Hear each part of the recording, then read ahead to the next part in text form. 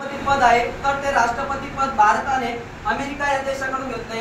राष्ट्रपती सोबत भारत देशाने उपराष्ट्रपती असेल, सर्वोच्च न्यायालय असेल, उच्च न्यायालय असेल, न्यायालयीन पुनर्विलोकन असेल, महाभियोग असेल, मूलभूत हक्क असेल, या सर्व गोष्टी भारत देशाने अमेरिका या देशाकडून घेतलेल्या आहेत। त्याच्यानंतर राष्ट्रपती पदाबद्दल जर बघायचं झालं तर राष्ट्रपतीचं जे कलम आहे, कलम 52 पासून तर कलम साधारण जर बघितलं 78 पर्यंत, म्हणजे पंतप्रधानाचे जे कर्तव्य सांगितले कलम 78 मध्ये, तर इथपर्यंत राष्ट्रपती संबंधी कलमे तुम्हाला माहित पाहिजे। कलम 52 मध्ये फक्त आणि फक्त एवढं सांगितलंय, भारत देशाचा सर्वोच्च किंवा भारत देशाचा प्रथम नागरिक हा राष्ट्रपती असेल। कलम 53च्या 1 मध्ये असं सांगितलंय की देशाचा जो कार्यकारी प्रमुख असेल, एक्झिक्युटिव्ह ऑफिसर ऑफ इंडिया, बरोबर, जो असेल तो राष्ट्रपती असेल। आणि 53च्या कलम 2 मध्ये असं सांगितलंय की भारताच्या तिन्ही सैन्य दलाचा जो सरसेनापती असतो तो राष्ट्रपती असतो, असं 53च्या 2 मध्ये सांगितलंय। कलम 54 मध्ये राष्ट्रपतीची निवडणूक कशी घेतली जाते हे सांगितलंय।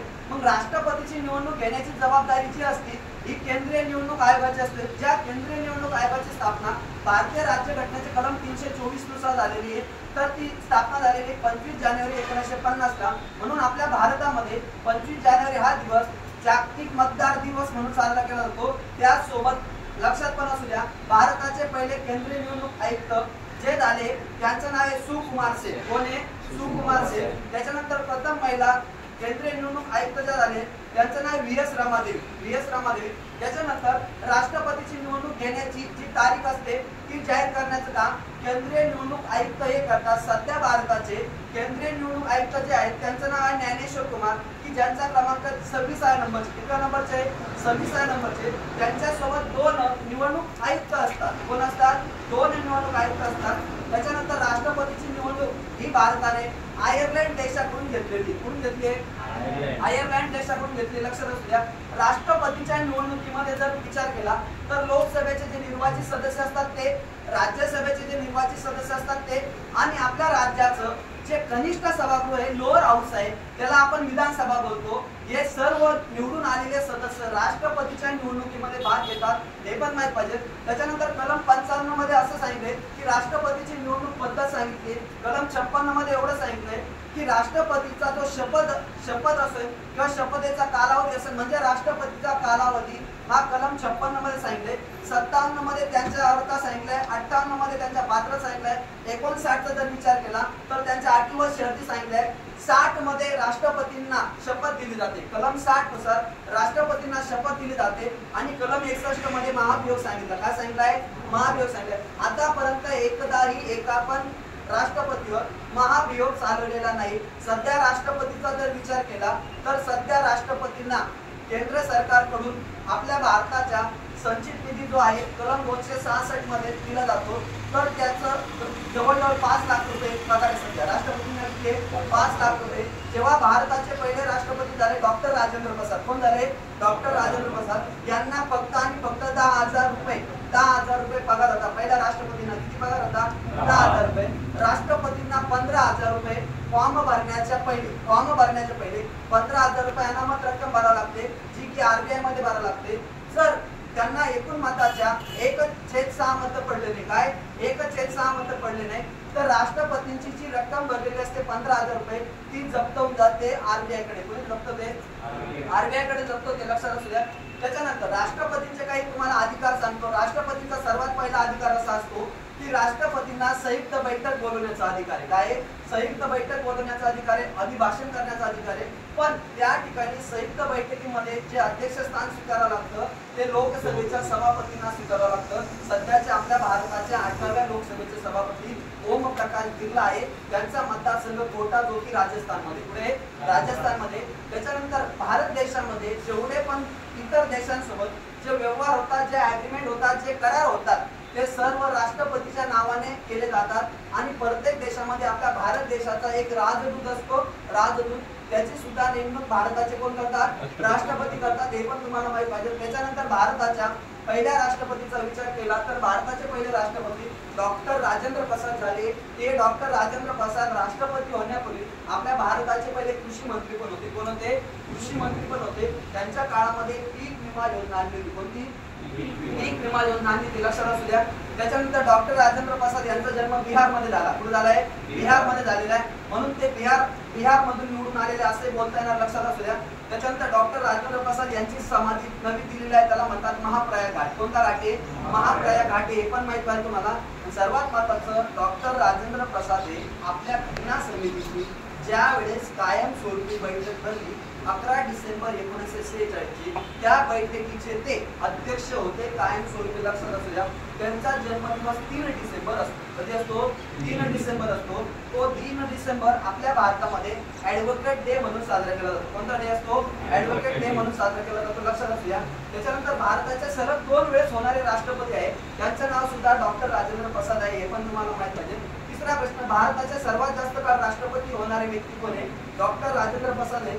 चौथा प्रश्न सांगतो, भारतामध्ये सर्वात जास्त मतांनी निवडून येणार राष्ट्रपती जर विचारलं, त्याचं उत्तर पण काय करायचं? डॉक्टर राजेंद्र प्रसादच करायचं, लक्षात असू द्या. त्याच्यानंतर भारताचे दुसऱ्या नंबरचे राष्ट्रपती झाले, त्यांचं नाव होतं सर्वपल्ली राधाकृष्णन. आणि हेच सर्वपल्ली राधाकृष्णन पुढे चालून आपल्या भारताचे पहिले उपराष्ट्रपती पण झाले. यांचा जन्म आंध्र प्रदेशमध्ये झालेला आहे. 5 सप्टेंबर त्यांचा जन्मदिवस असतो, म्हणून 5 सप्टेंबर आपल्या भारतामध्ये शिक्षक दिवस असतो. आणि भारताचे पहिले शिक्षण मंत्री मौलाना अब्दुल कलाम आझाद यांचा जन्मदिवस 11 नोव्हेंबर असतो. तो दिवस आपल्या भारतामध्ये शिक्षण दिवस म्हणून साजरा करतात, लक्षात असू द्या. त्याच्यानंतर भारताचे पहिले सिख राष्ट्रपती कॅनी जेलसिंग झाले. त्याच्यानंतर भारताचे पहिले मुस्लिम राष्ट्रपती डॉक्टर जाकीर हुसेन झाले. आणि हे जाकीर हुसेन जेव्हा पदावर असताना मृत्यू पावलेले पहिले राष्ट्रपती जर विचारलं, त्याचं उत्तर सुद्धा काय करायचं? डॉक्टर जाकीर हुसेनच करायचं. असे 6 व्यक्ती झालेले की जे राष्ट्रपती होते, नंतर उपराष्ट्रपती झाले, हे पण तुम्हाला माहित पाहिजे, लक्षात असू द्या. त्याच्यानंतर भारताचे पहिले दलित राष्ट्रपती झाले, त्यांचं नाव आहे KR नारायण. कोण होते? KR नारायण. त्यांची समाधी नवी दिल्लीला आहे, त्याला उदयभूमी बोलतात. काय बोलतात? उदयभूमी बोलतात, लक्षात असू द्या. भारताचे दुसरे दलित राष्ट्रपती झाले, त्यांचं नाव डॉक्टर रामनाथ कोविंद. हे बिहारचे, कुठले? रामनाथ कोविंद हे बिहारचे होते, लक्षात असू द्या. त्याच्यानंतर भारताचे मुस्लिम सांगितले. त्याच्यानंतर असे राष्ट्रपती झाले की जे सुप्रीम कोर्टाचे पहिले सरन्यायाधीश होते. नंतर भारताचे राष्ट्रपती झाले फखरुद्दीन अली अहमद, नागपूरचे. कुठले? फखरुद्दीन अली अहमद, हे नाव लक्षात असू द्या. आणि भारताचे असे पण एक व्यक्ती झाले की जे पूर्वी लोकसभेचे अध्यक्ष होते, नंतर भारताचे कोण झाले? राष्ट्रपती झाले. त्यांचं नाव होतं नीलम संजीव रेड्डी. कोण आहे? नीलम संजीव रेड्डी. आणि बिनाविरोध निवडून येणार सुद्धा कोण आहे? नीलम संजीव रेड्डी. आतापर्यंत महिलांचा जर विचार केला, प्रतिभाताई पाटील. काय? प्रतिभाताई पाटील या पहिल्या महिला राष्ट्रपती झालेल्या आहेत. आता सध्या भारताच्या ज्या राष्ट्रपती आहेत द्रौपदी मुर्मू, या भारताच्या दुसऱ्या महिला आहेत. त्यांच्याबद्दल पटापट पॉईंट सांगतो. द्रौपदी मुर्मू यांचा जन्म ओडिशा राज्यात झाला. कुठे झालाय? ओडिशा राज्यात झालाय. द्रौपदी मुर्मू या सरपंच पासून तर राष्ट्रपती या पदापर्यंत गेल्या, हे पण माहित पाहिजे. त्या उडीसा मधून जर बघितलं मयूरभंज नावाचं तिथं एक छोटासा भाग आहे, तिकडचा होता, लक्षात असू द्या.